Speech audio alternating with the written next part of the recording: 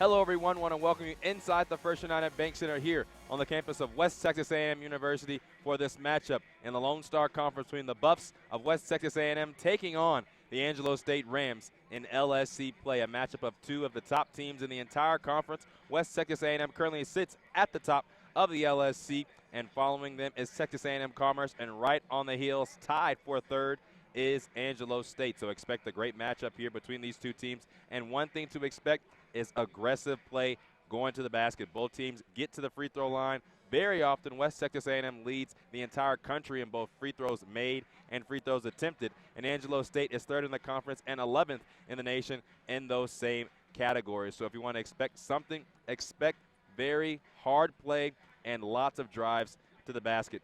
Players will look. Murray now all the way to Collins, takes the three and rattles it home.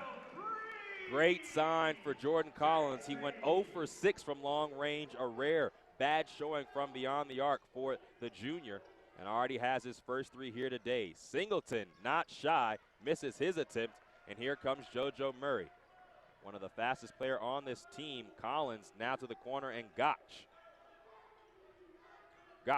into the lane, out to Quaid, wide open three, it's good.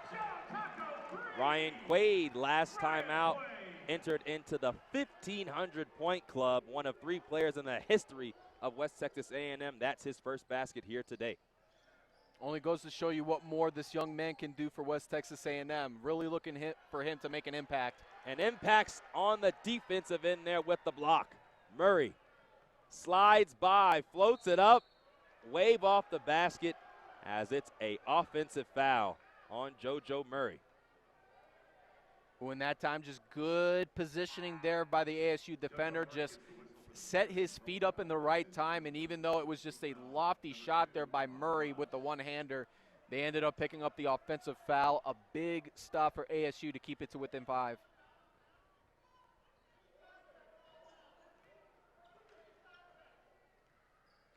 Paul Williams now, and for the first time, turns the basketball over on the pass down low.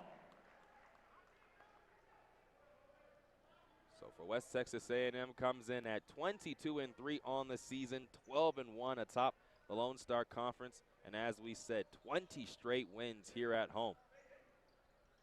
Looking to tie the second longest streak that was set down in the 1920s, back in the 1927 to the 1929 season, as Grant stops and goes up strong. Who's going to stop Quay Grant here in this game? And how many freshmen have that mentality, that capability, the strong student of the game mentality, for want of a better word, to make that position happen and wait for the right time to get up to the basket? Simply amazing by Grant. Grant grabs the board, and now to Gotch. Step in three, short. Gets his own rebound as Gotch. WT has an extra possession. Now Gotch in the low block.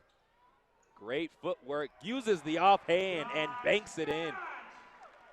And again, Ronald Bell has been a tough defender throughout this Lone Star Conference season. Anytime you get a basket against this young man, it's definitely a reward.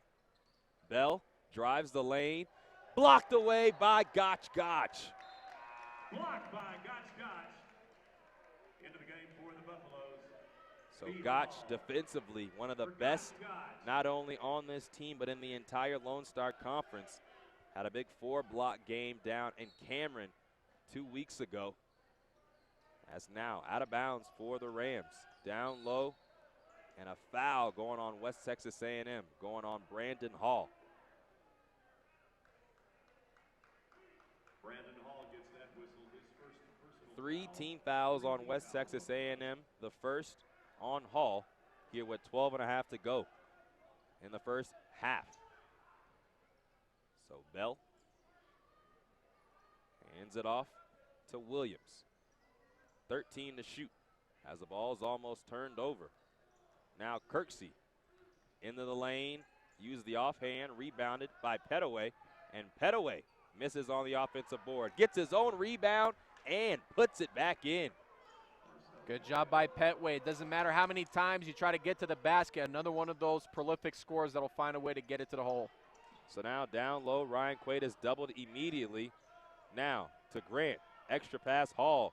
Hall waves, gets it to Collins, and that's going to be a loose ball foul after the miss on Eric Mosley. Under 12 timeout, here we come. West Texas A&M leads by 7 on top of ASU.